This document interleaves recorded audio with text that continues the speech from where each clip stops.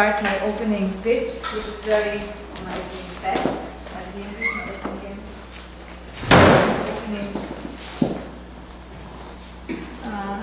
Bed to placing my chips. Okay, so Martin Walser is easily one of the most brilliant rhetoricians among German writers, which actually doesn't say very much. It's very hard to nail him down in interviews, and I disagree with him on many issues.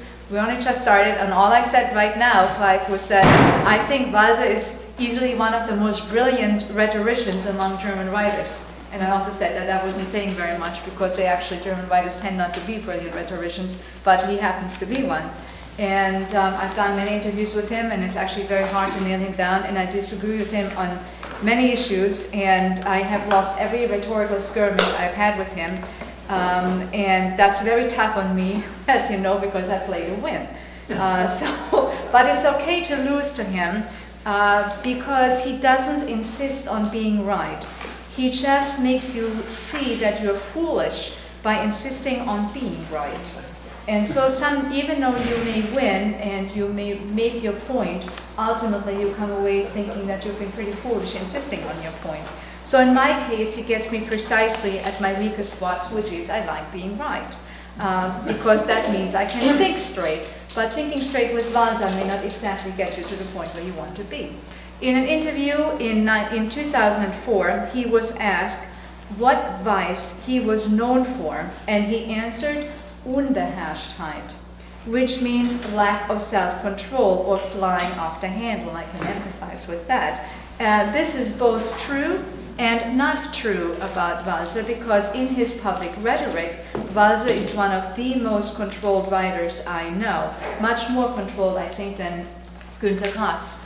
And Walser acknowledges that he's actually controlled in his rhetoric, in his answer to the next question, what is it that you don't like about yourself? And he answered, dass ich mich dauernd so gut beherrsche, that I'm always controlling myself so well. However, in his fiction, especially in his longer works, he's very often not controlling his writing as tightly as in his public speeches, and that creates some difficulties, as we will see in our next session when we're discussing a very long novel, Muttersohn.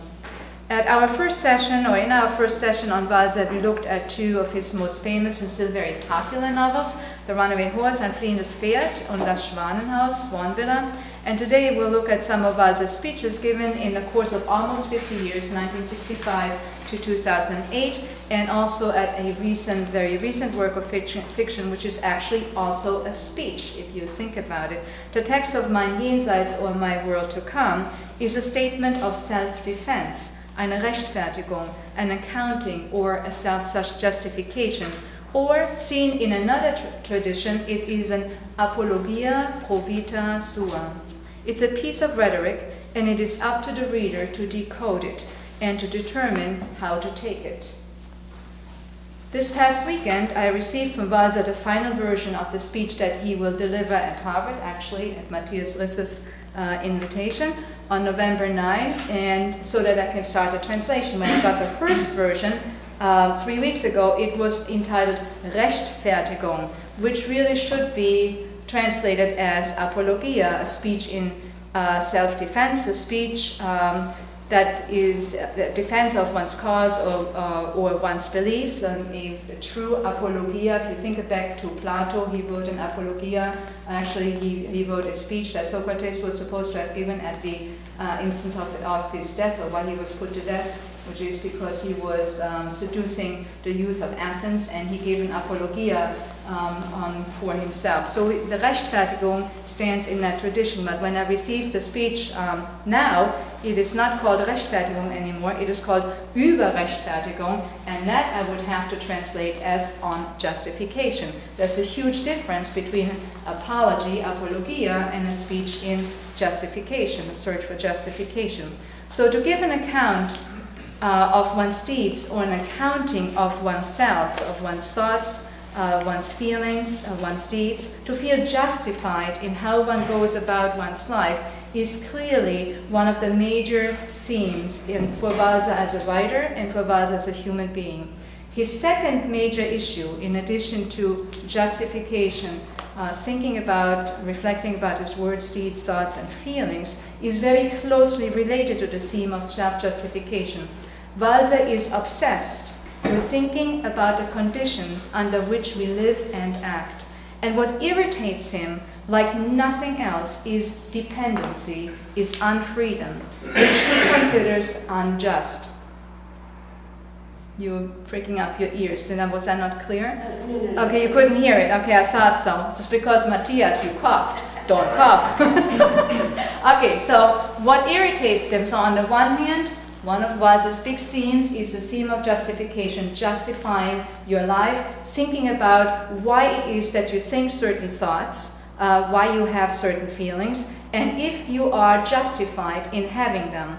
And the second theme is thinking about what conditions you are having the feelings that you have and what irritates him.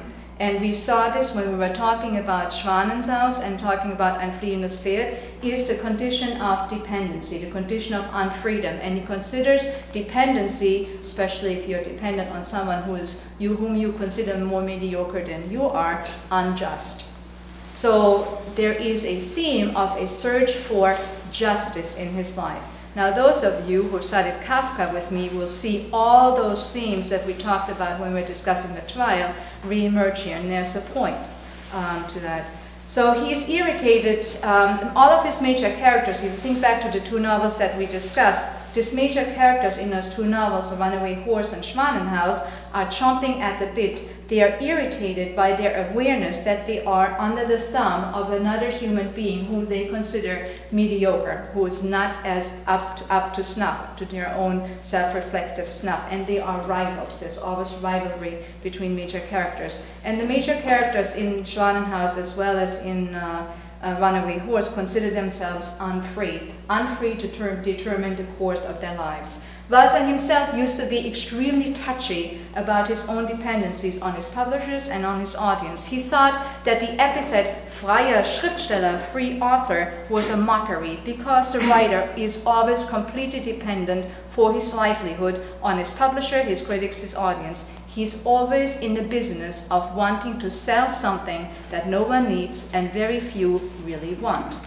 He needs to woo, cajole, charm, enchant, and perhaps kowtow in order to sell his product. And you remember Gottlieb Zürn and you remember Helmut Halm and the two characters of the novels we discussed. Unless you are independently wealthy, you are not free.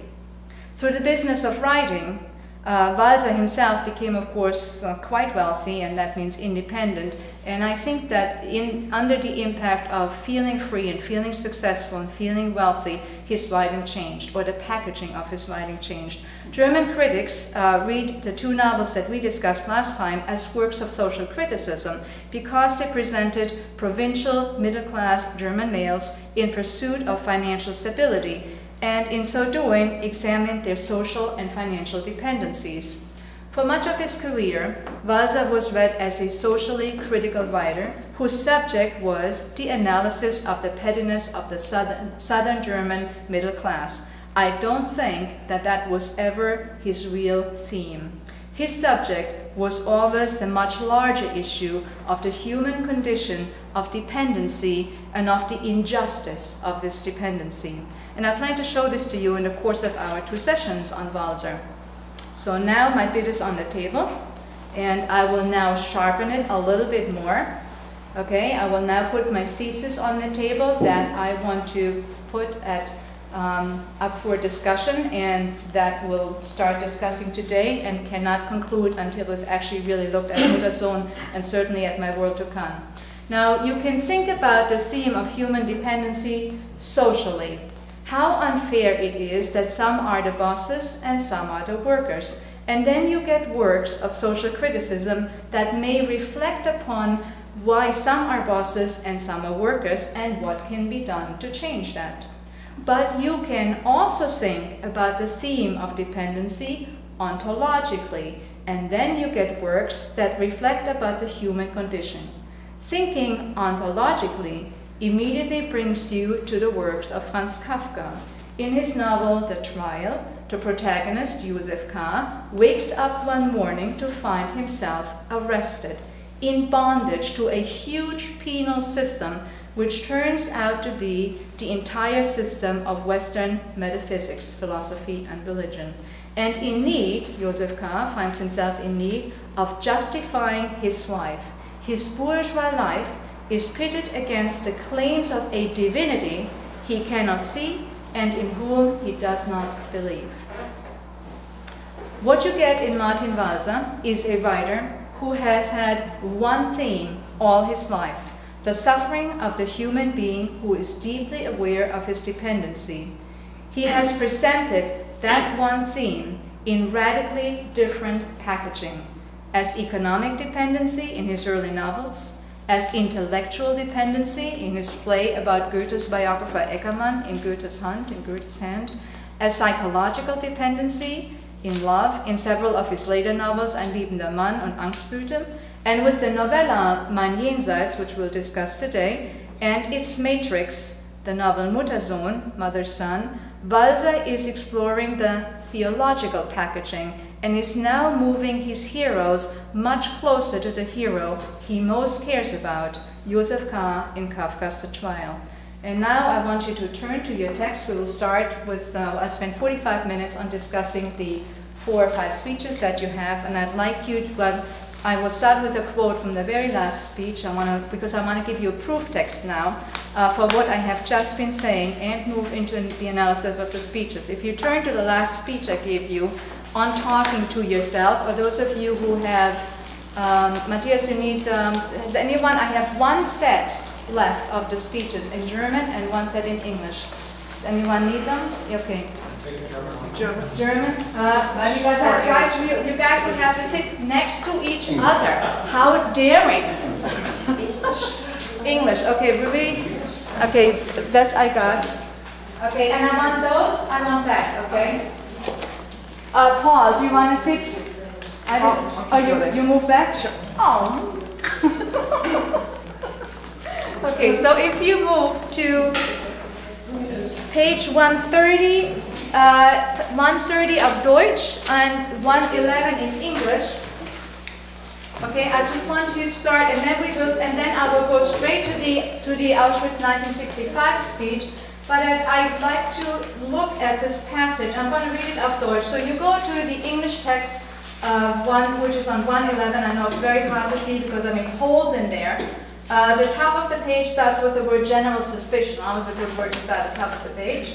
General suspicion of the executive offices, and I will start reading a German quote beginning in English on the 5th line. I still know why I made these anti-capitalist formulations back then.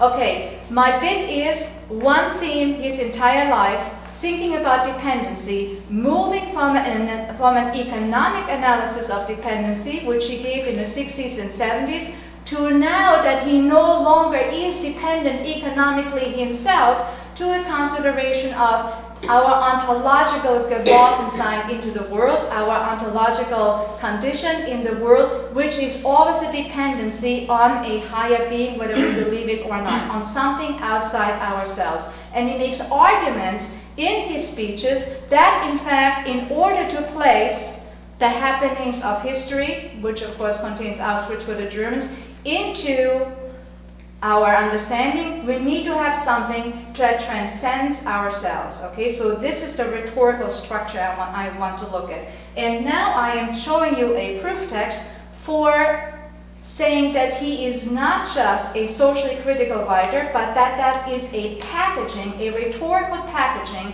with which he tries to articulate the theme of dependency. He says this in this speech on über das Selbstgespräch, on talking to yourself. He thinks about why it was that he was looked at as an anti-capitalist. Ich weiß noch, warum ich damals antikapitalistisch formulierte. English folks, do you have this passage where I am? I still know that why I was talking anti-capitalistic then.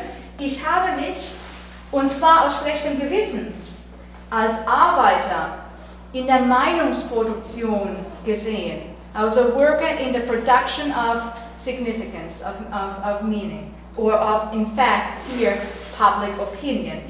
It's always very difficult to translate Walser because everything is like thorough. Everything is a pun. The punning here is Meinung, ja? Meinung, etwas kann etwas meinen, hier Public Opinion. Vermittelt wurde dieser Anspruch oder diese Anbiederung durch die Erfahrung der Abhängigkeit, through the experience of dependency.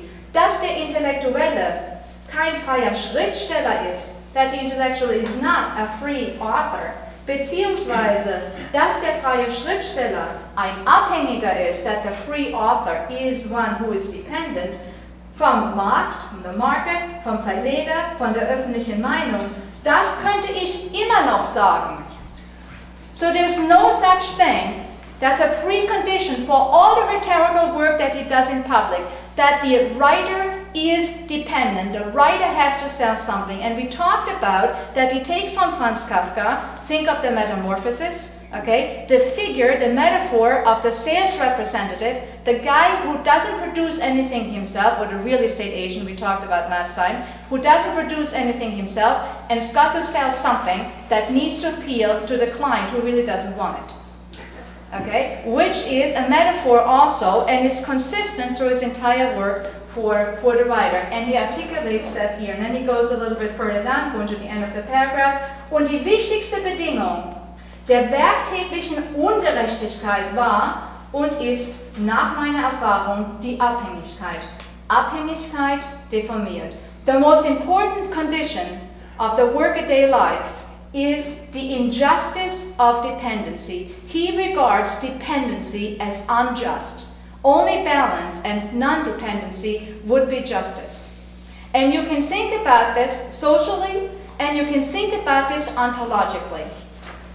The structure is the same, the packaging is different. And that's why Walser's works appear, if you read a lot of them, appear to be in fact all the same. They are in fact all the same, because it's only one piece. And what we have to look at today is how does his public work, how does his rhetoric fit into that? Okay, and what he then says is also Abhängigkeit, and that's crucial. Abhängigkeit deformiert. Torticalis, you're doing well. Are you in pain? A little bit. Okay. Dependency, maybe on pain, deforms. Bends you out of shape. And one more paragraph, the next paragraph. Wenn ich, ohne es beabsichtigt zu haben, Zeuge werde, wie ich einen Roman schreibe, der die Deformation durch Abhängigkeit erzählt, dann merke ich, dass dieses unwillkürliche Schreiben mich mehr enthält, als wenn ich in mir Meinungen mobilisiere gegen den Kapitalismus. Okay, crucial passage, and I'm going to ask you now to do something with this.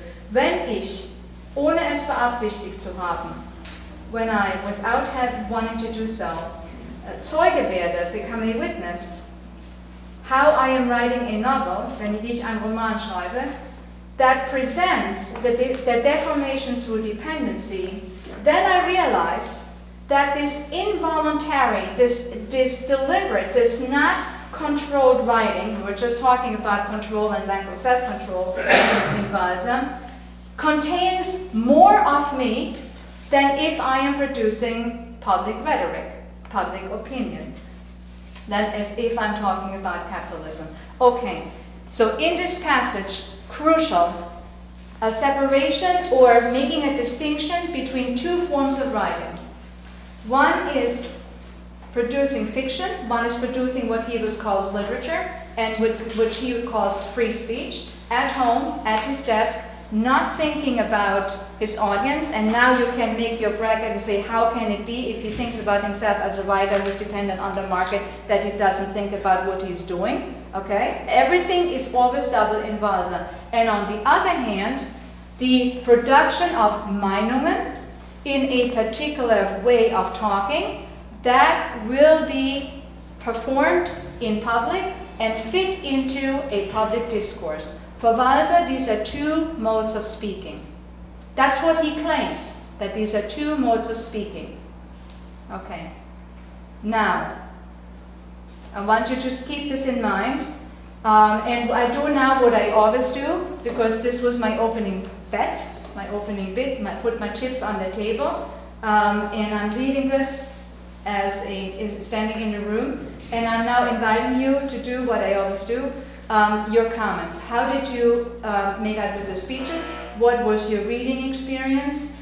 What stood out for you? And then I collect this, and then I will play with that, and then I would like to go look at the first text, Unser Auschwitz, and maybe a couple more, and see. Just want to know how you are doing with the reading.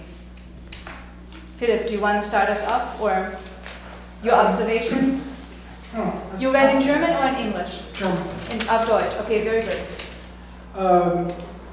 Well, just speaking off the top of my head, I'm very much trying to like Balzac. Good. I didn't care for the novel Schwangerhaus and Phoenix Field. I thought those were rather banal, and I have to confess. Yeah. Oh, that's not good. No, go right out. Are these comments being taped? Yeah, that's okay. Is it okay? He's wonderful. He's great. No, don't say that, because he will not like that. It is much better you say, and many people have said this, they are banal. You should say what you think. He can take it. I was very disappointed with the novels. The speeches already grabbed my interest more. Yeah. I was somewhat surprised by the reaction. I haven't read the reaction, but I know that the Paulskirche speech really was quite controversial. Yeah. Reading it, it felt to me much less controversial. I thought, I know I'm sort of skipping around, but I thought his statement was very clear in that there's no way that he feels as a German that he can escape from, he doesn't use the word guilt, but that he can escape from Auschwitz. And I thought that what he was saying in that speech is he just didn't like the idea that Auschwitz as a concept was becoming, what was the word he used, instrumentalized or something, that it's being used as a sort of moral cudgel, and that people, by saying it, by bringing it up, try to take themselves away from the sphere of the Tätiger. They try to get closer to the Opfer, and he thought that was an impossible task. I thought that was a very interesting point. Can I cut in here? Okay, this is, don't forget all the other things that you wanted to say. Can we now just switch real quick, because it's a perfect opportunity, to the 1965 speech? Because you can now see one of the astounding things in Balzac is that over a period of 50 years, the work is completely consistent. The arguments are completely consistent. They never change. What you just said, okay, that there is an effort of distancing. How does this play out, or how is this developed in the very first speech? Unser Auschwitz, remember that it is very powerful, and it is astounding how classic the language is. The language is almost modern. There's nothing that ties it to the zeitgeist. Whether you read a Balzac speech from 2008 in German or 1965, the style is almost identical. That is astounding. Thomas Bernhard, in Thomas Bernhard, we noticed something very similar, a consistency of style throughout many, many decades. Okay, what is the main argument in Unser Auschwitz that ties into what Philip was saying? Or Philip, go ahead and develop it. Well, as I remember it, I think what he was saying is that it's all too easy to sort of grab onto these very sensational headlines in the newspaper, and to focus in on these sort of outliers, if you will. You know, the sort of the grand guignol of the actual the people that were in the camps, the guards, and all those stories that were coming up. And what he was saying is the problem with that is then it's all too easy to sit back and say, oh, but I'm not them. And what is the technique that he identifies? What's crucial here? It's the individualization of the deed. Again, and it is clear, because this is a legal trial, of course the concept of the individual has to be at the forefront. And what the speech does is to look, not to analyze what the Auschwitz trial is, but to look at the effect of the trial on the people witnessing the trial. That is what the speech is about. It's not about the trial. It is not about the situation of Auschwitz in German history or in the German people. It is an observation about the effect of the trial on the person who observes the trial. If you go to Paulskirche, you also have the effect of someone seeing pictures or witnessing something. It is always the effect of something on somebody else that he's trying to think about. That's a very important mechanism for Walser. He observes effects of things on people, processes on people, images on people. And what he sees is that Auschwitz is being split up into individual beings that are pinned onto individual Täter, and that the emphasis is on superb, brutal detail, and that the detail is so cruel and so inhuman that any normal human being would say, I could never do that. It is impossible for me to do that. And therefore, the individualization of the deed, if I can say it in that way, creates, just as you described, distance between the person who looks and the person who is on the other side. And therefore, he says, it is very easy to say, we are not them, and there's a distancing. And he regrets that. And he says, something else needs to happen. And what's the something else that needs to happen? It's also a crucial thing. Now we're getting into the impreciseness of Walser, yes? He talks about the individual conscience. I don't remember if it's 65%. Okay, that's a different thing, yeah. The Gewissen has to be an individual act. That comes in Paulskirche. That's a new element. He does not talk about that yet in the first speech. This idea, and it becomes very difficult then with the conscience, it develops over time. You have to look at the 1979 speeches where it first comes out, because then you have das Verschweigen, that which is private and that which is public. That concept's not here yet. He wants something else. If you go, you can just switch to that. Don't have your underlinings ready. It's a tough speech. You don't need to have this memorized. It's very hard to do that. It's a very tough speech. Where does he say that? What we need. It's very simple. Not that difficult. But it's crucial to realize it.